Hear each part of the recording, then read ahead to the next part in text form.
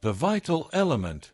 Did you know that dehydration can compromise mental capacity, impair digestion, and increase the risk of diabetes?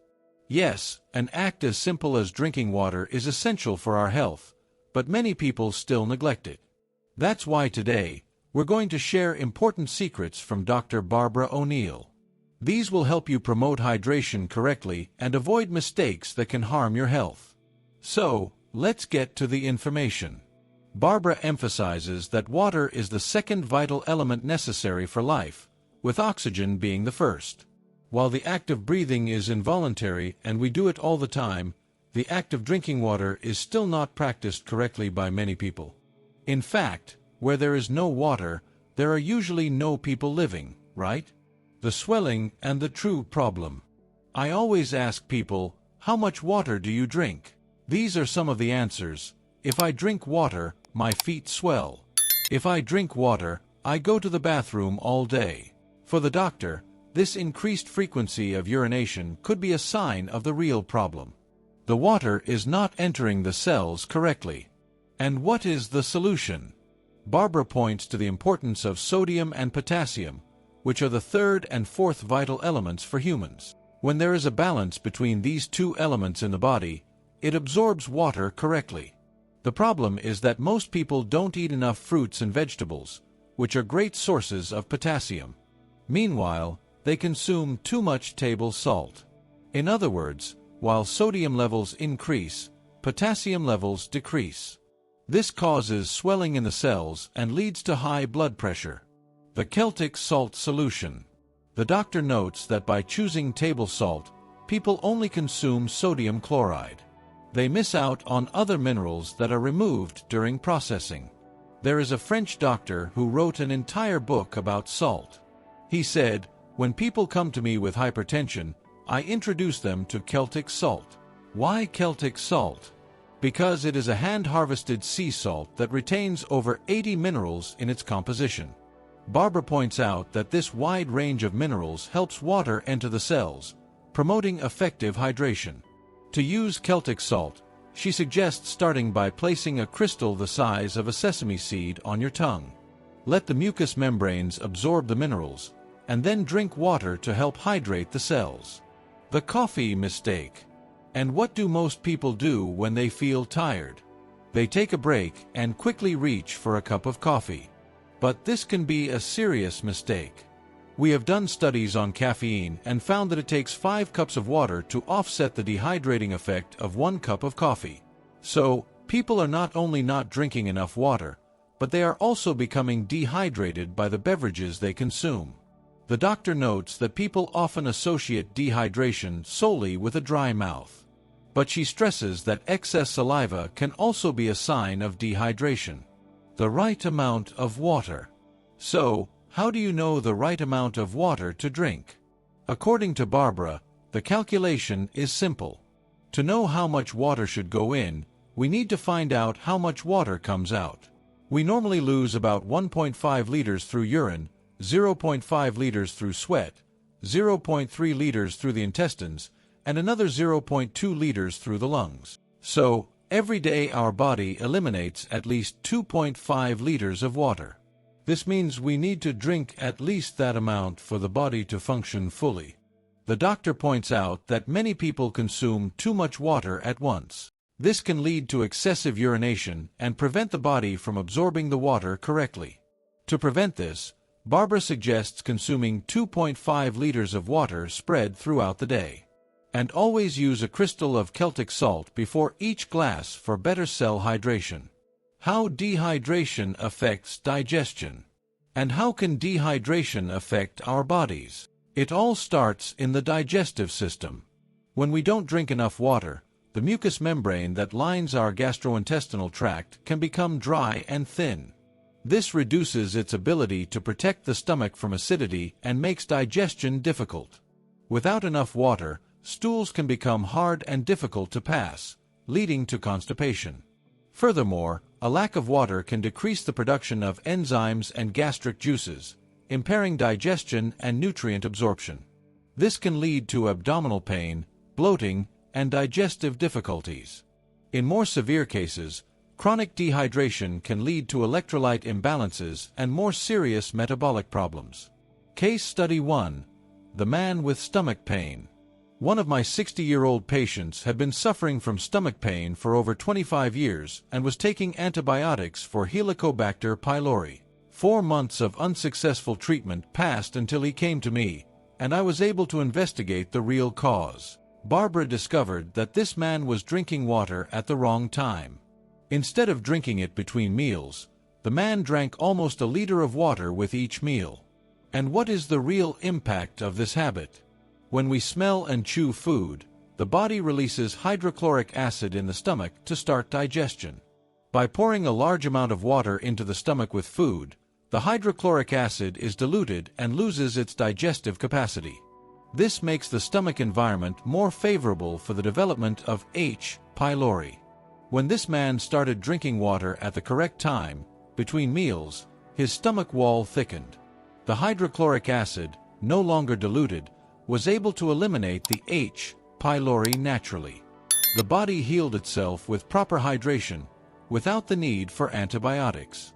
Case Study 2. The man with chronic pain. I'm going to tell you the story of a man who came to our retreat with 3 main problems: chronic headaches, chest congestion, and intense lower back pain. Did you know that 75% of the weight supported by the back is supported by water? Back pain when you are dehydrated is quite common. That was his case. When I spoke with him, I asked how much water he drank a day. He replied that he didn't drink water, only Coke and coffee. At 46 years old, he was already taking many painkillers, and his quality of life was poor. We encouraged him to drink more water, and within a week, his headaches were gone. His back pain was considerably reduced, and his lungs were clearer. 2 months later, he showed up with a big smile and a 2-liter bottle of water, saying he now drank 3 liters a day. The link to diabetes and brain function. In addition to these pains, Barbara stresses that dehydration can even contribute to the development of diabetes. When we are dehydrated, the body struggles to balance the hormones that control blood sugar, like insulin and glucagon. Without enough water, the pancreas cannot function correctly, and the production of these hormones can be compromised. This means that blood sugar is not regulated effectively, which increases the risk of developing diabetes. Dehydration can also have a significant impact on brain function. When the body is dehydrated, the brain does not receive enough water. This can reduce the ability to concentrate, remember, and reason. The lack of water also affects the brain's chemical balance, contributing to headaches, fatigue, and even mood swings like irritability and depression. In more severe cases, prolonged dehydration can cause mental confusion. Many people in elderly care centers do not drink enough water, which is a contributing factor to mental illness and brain deterioration. In Australia, about 1,700 new cases of Alzheimer's are diagnosed each week, which is quite worrying. Case Study 3. The woman with dementia. A few years ago, a 44-year-old woman participated in our program and brought her mother, who suffered from dementia. We explained that people with Alzheimer's or dementia need a caregiver. When the mother, in her 70s, arrived, she just stared out the window and didn't seem to recognize anyone. Speaking with her daughter, we discovered she hadn't had water for 2 days. Because of her dementia, she would say she had drunk a lot, but in reality, she wasn't hydrating and hadn't been to the bathroom for 3 days. To solve this, we gave her herbs to help her move her bowels and encouraged her to take small sips of water regularly. Many elderly people avoid water to avoid choking, but we explained that small sips every 2 minutes are effective.